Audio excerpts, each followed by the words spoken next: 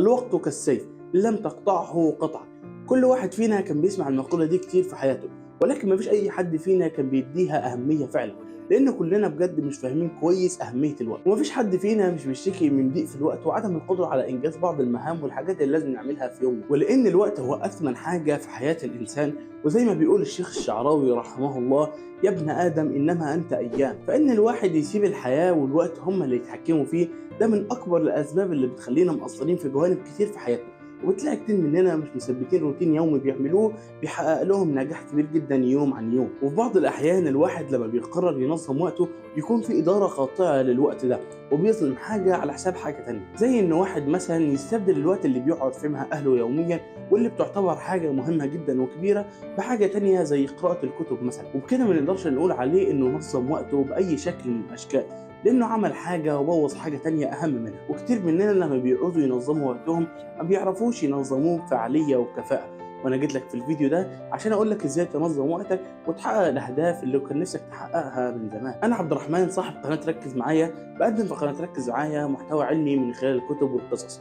ويلا بينا. لو قلت لك دلوقتي إنك تبدأ تنظم وقتك، كتير من الناس أول حاجة هيعملها إنه هيحط 10 ولا 15 مهمة أو أي مهمة تيجي على دماغه وعايز يعملها في اليوم، ويحدد ليها وقت معين يعملها فيه، مذاكرة بقى وتمرين وقراءة في كتب، وخلاص بيحط كل المهام دي وبيبقى متحمس إنه ينجزهم كلهم في اليوم.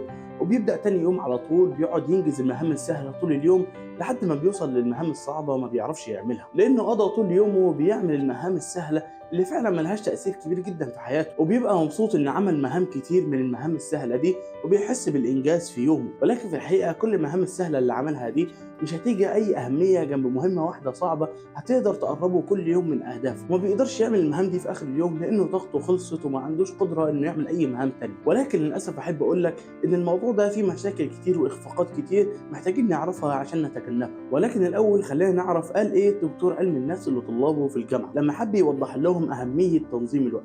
جاب جردل وجاب حصى وصخور كبيرة وجاب رمل، وبدأ يجيب الصخور الكبيرة ويملى بيها الجردل، وسألوا الطلاب بتوعه: هل الجردل اتملى؟ كل الطلاب ردوا وقالوا أيوه اتملى. وبعد كده راح جايب الحصى وحطه في الجردل وسأل الطلاب بتوعه: هل الجردل اتملى؟ قالوا أيوه. وأخيرا جاب الرمل ودلقه في الجردل وسألوا الطلاب بتوعه: هل الجردل اتملى؟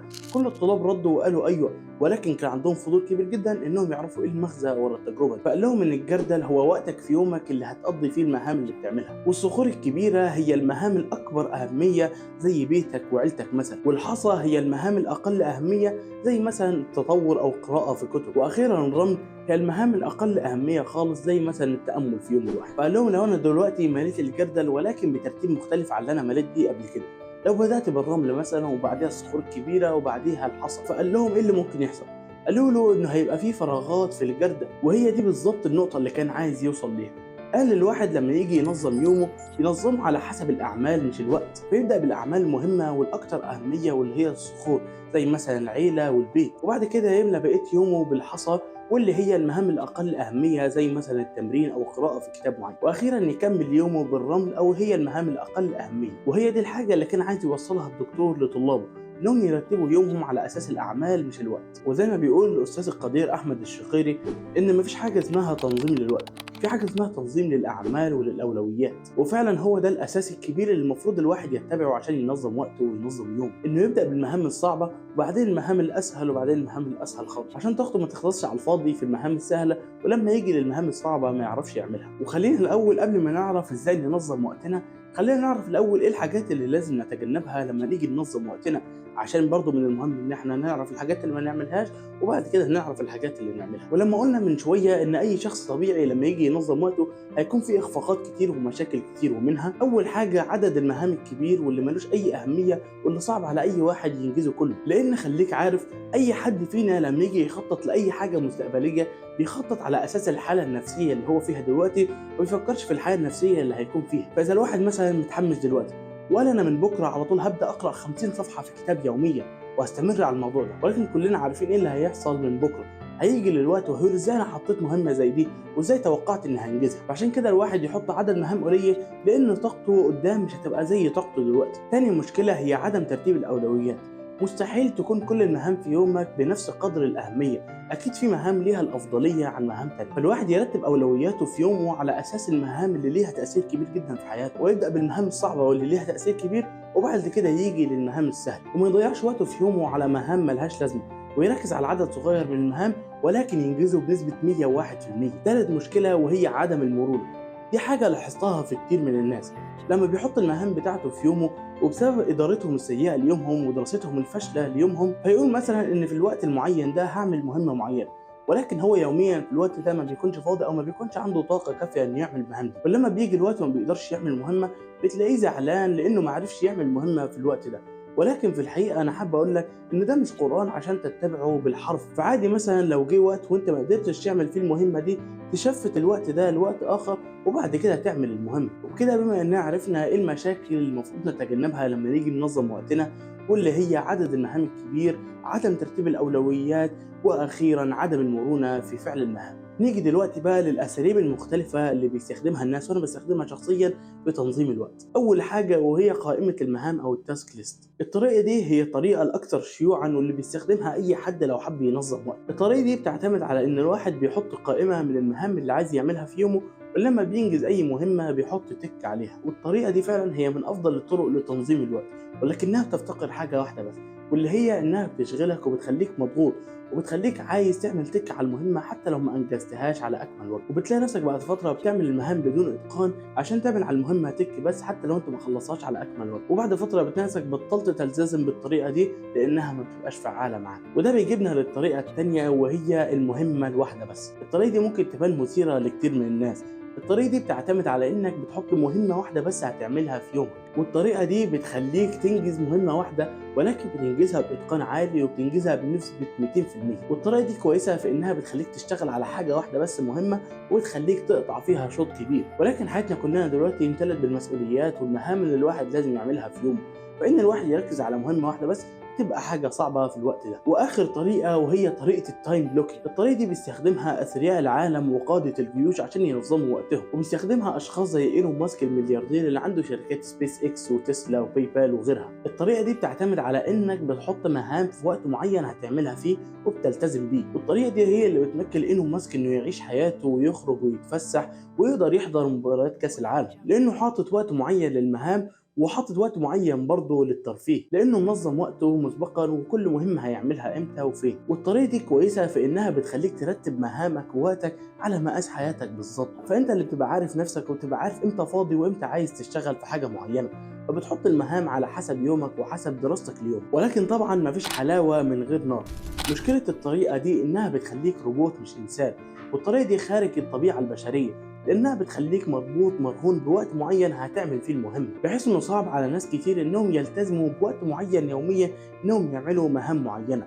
واذا الواحد ما عندوش مرونه كافيه انه يقدر يشفت مهام لو ما يقدرش يعملها في وقت معين، ده هيسبب له انه هيفضل عامل زي الروبوت وهيبقى طول اليوم مضغوط انه يعمل المهام في الوقت المعين، واذا المهمه كانت محتاجه وقت اكتر هو هيبقى مرهون بوقت معين هيقف عنده في المهمه، وده اللي ممكن يسبب عدم انجاز كبير جدا في مهام معينه. والطريقه دي هي من اسهل الطرق اللي ممكن تخليك ما تستمرش عليها لفتره طويله لانها بتخليك حبيس فعلا. طيب دلوقتي عرفنا الطرق اللي ممكن تنظم بيها يومك، وانت عندك الحريه انك تختار اي طريقه منهم، ولكن في اساسيات مهمه لازم تعملها عشان تنظم وقتك ويومك. طب اصدمك واقول لك حاجه، ان 95% من الناس بيحطوا مهام في يومه على اساس انه يحس بالانجاز والانتاجيه، مش فعلا مهام طالعه من جواه بتقربه لاهدافه كل يوم. ودي مشكله بيعاني منها ناس كتير، بتلاقيه بياخد مهام هو مش عايز يعملها بس شاف ناس كتير بيعملوها فقال يلا انا هعملها عشان ابقى ناجح زيهم. ولكن زي ما قلنا في فيديو النجاح، كل واحد مفهوم النجاح عنده بيختلف وكل واحد عنده مهام مختلفه. وده بيجيبنا لاول نقطه لما نيجي ننظم وقتنا،